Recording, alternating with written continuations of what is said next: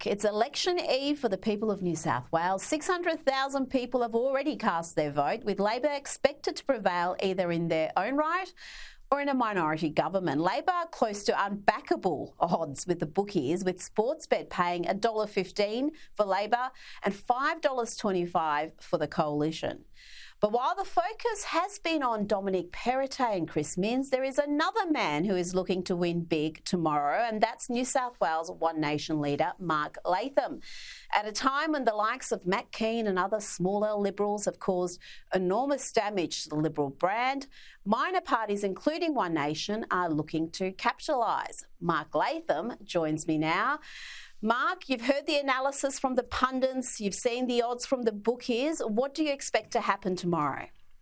Well, Rita, it looks like a change of government where Labor and quite potentially a Labor-Green coalition in the lower house would take control of New South Wales government, which I think strengthens the argument to say in the upper house you need a handbrake, you need an insurance policy against the worst extremes of Labor and the Greens. And One Nation, of course, people know what we stand for. They know we fight hard on the issues. We never surrender to anything we don't believe in. And if you're talking about a Labor government where you've got people there, frontbenchers, who support full drug legalisation, gender fluidity teaching in the schools, close down coal and gas yesterday, and bring on even higher power bills and blackouts in New South Wales, I think One Nation is a very good bet, a very good vote in the upper house to provide that balance of power, that handbrake on the worst extremes of what looks like a change of government tomorrow.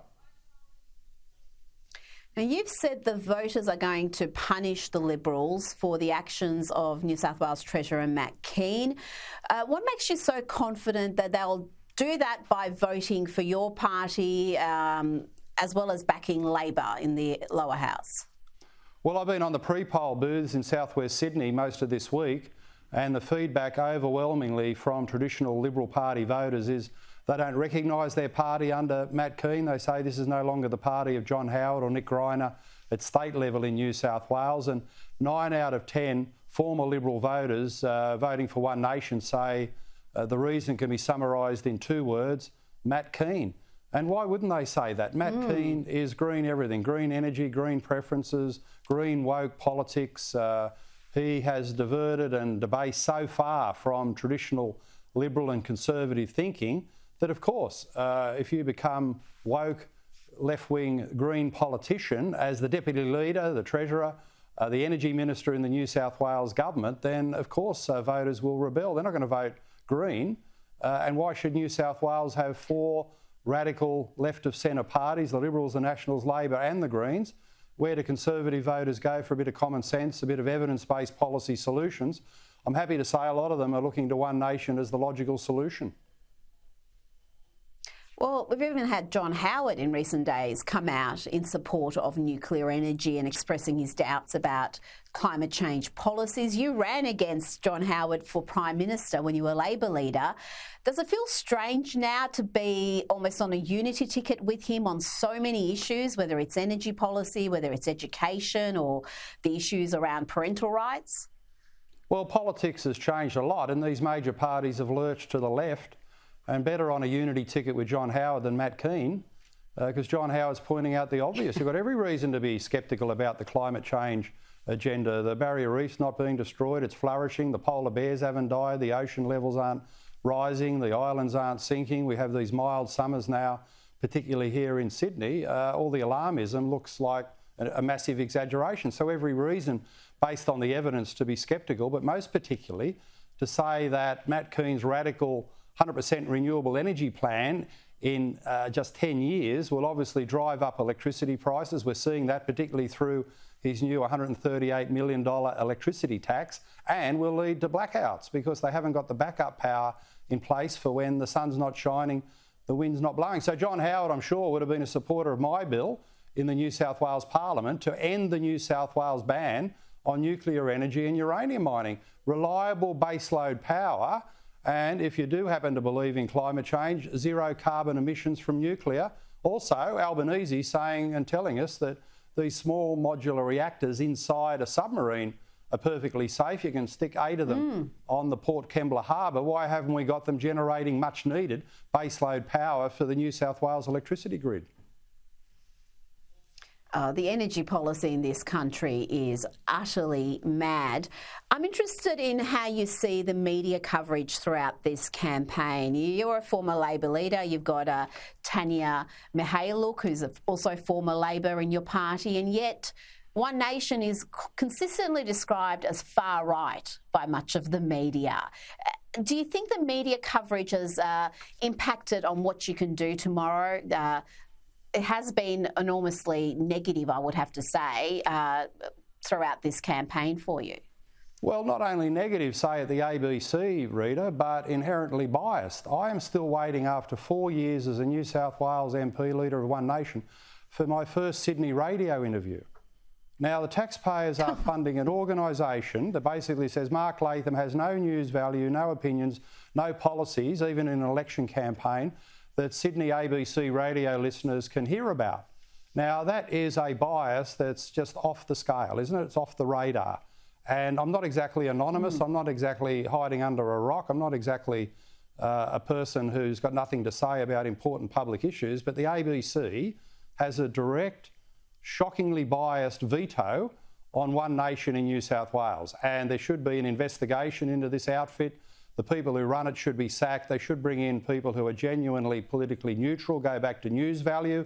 And if Mark Latham or Matt Kean or Chris Minns make the news, they get a crack on ABC Sydney radio interviews. So, yeah, we put up not only with the negativity, the fake news you get from this mob. I mean, earlier this week, they were saying maybe it was a breakthrough for One Nation that the people of a Middle Eastern background protesting in Sydney were all One Nation supporters. Who would have thought? We've got the Middle Eastern vote locked up these days. So, you know, the fake news is obvious. The attempt to blame me for everything is obvious. But for taxpayers to fund it is just a complete and utter atrocity. Well, they have ignored you for much of the campaign, but you can't say you've been ignored for the last 48 hours because you've dominated the headlines after this brawl outside a Catholic church in the southwest Sydney suburb of Belfield, where you were giving a speech. How do you expect the party to perform in the western suburbs? And do people in the West feel forgotten by both Labor and the Coalition? Well, you know, west of Annandale in Sydney, there is a recognition that parental rights matter, religious rights matter. People of faith coming from a whole range of ethnic backgrounds have got beliefs that are integral to their existence. They don't like the sneering, talk of the sky fairy in popular left-wing culture now, the sort of jokes we heard on the project disgustingly in recent times. People practice their faith and want to do it in a peaceful way without, as we saw on Tuesday, these rainbow protesters turning up, threatening to block access to a place of worship, breaking a crucifix, trying to set it on fire, basically trying to cause trouble. And at least out of Tuesday, Rita, people know one thing for sure in Western Sydney and beyond. When it comes to standing up against the child abuse of gender fluidity, telling a 10-year-old boy in the school he can be a girl without the parents knowing about it, One Nation stands in the way of that. We have got ourselves in the way of the gender ideology, the transgender activists in the schools and elsewhere, and the children of those people in Western Sydney. We stand there for common sense, mainstream values. If there are gender issues, it's not the business of the school, it's the business of the parents.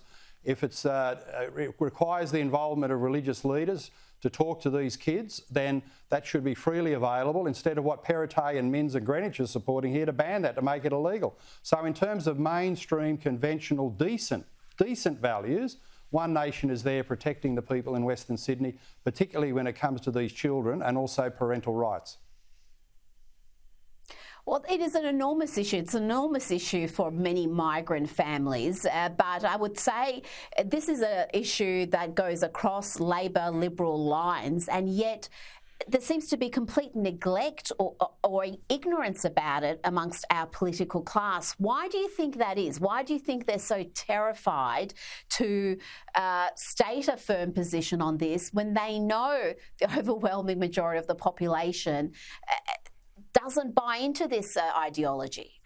Well, they can't win the debate.